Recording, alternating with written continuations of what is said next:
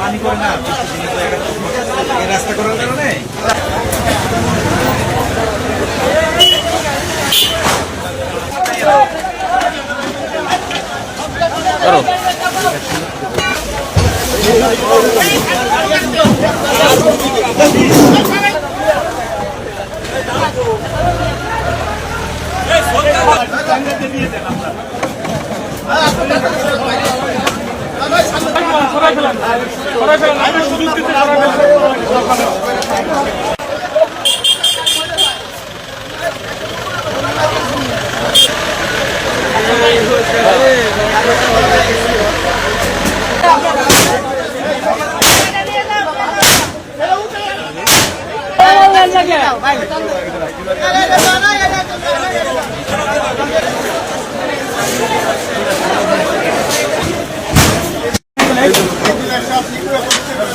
ভিতরে আপনার সাঁটারের ভিতরে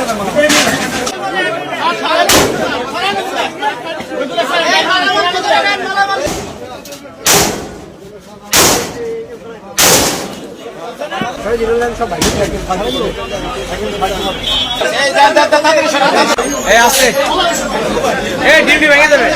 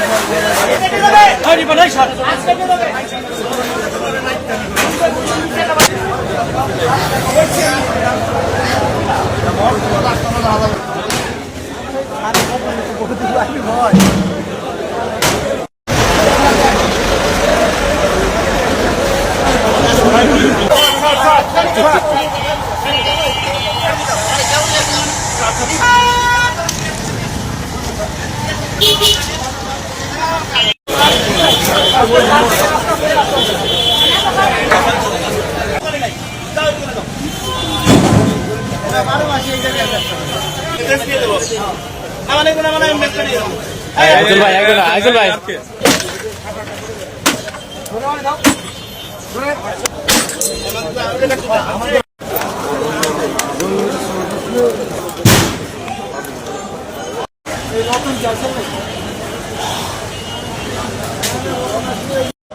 পরিচ্ছন্ন রাখার এবং এই ধরনের সমস্যাগুলো মুক্ত রাখার দায়িত্ব পৌরসভার পাশাপাশি সকল নাগরিকদের।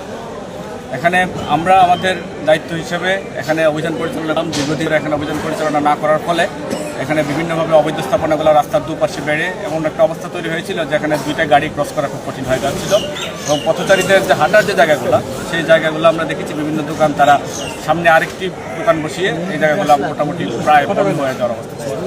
তো সেই প্রেক্ষাপটে আমরা আজকে সেগুলো অপসারণ করছি এবং আমরা পিরিয়ডিক্যালি এই ধরনের অভিযান আমরা চালাবো। তবে তার পাশাপাশি সংশ্লিষ্ট যারা বাজারের যারা ব্যবসায়ীবৃন্দ যারা আছেন, যারা রাজনৈতিক নেতৃবৃন্দ আছেন, এলাকার স্থানীয় গণ্যমান্য ব্যক্তিবৃন্দ আছেন, ব্যবসায়ী সমিতির যারা নেতৃবৃন্দ আছেন, নাগরিকবৃন্দ আছেন, আমরা সকলের সহযোগিতা চাই।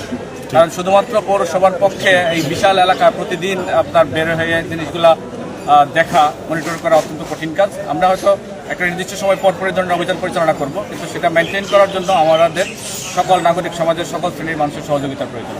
আসলে এই ধরনের দাবি এটা আসলে কতটুকু বাস্তবসম্মত সেটা ভেবে দেখার বিষয় আছে। আপনারা জানেন আমরা ঢাকা শহরে কয়েক হাজার হকারকে নিয়ে হকার্স মার্কেট হয়েছে, তাতে কি ঢাকা শহরের রাস্তার হকার কমে গেছে? আপনি রাস্তার মধ্যে যে অবৈধভাবে একজন আসছেন, অবৈধভাবে জায়গা দখল করছেন, তাকে অপসারণ করতে গেলে যদি পুনর্বাসনের শর্ত আসে, তাহলে এই ধরনের কাজ করাই যাবে না।